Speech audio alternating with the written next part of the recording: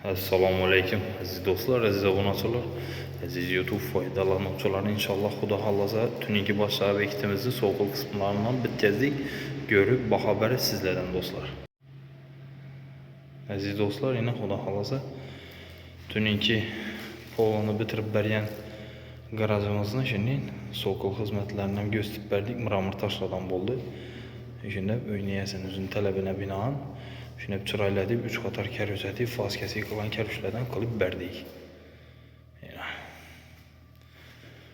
Görüp baho beraverasizlar do'stlar. Kim shunday xizmatlar kerak bo'lsa ekranimizda nomerlar oladi, bemalol aloqa chiqaverasizlar. Sizlar ham uylaringizni mramor granit toshlardan shunda beni chiroylatib beramiz xudo xolasa do'stlar.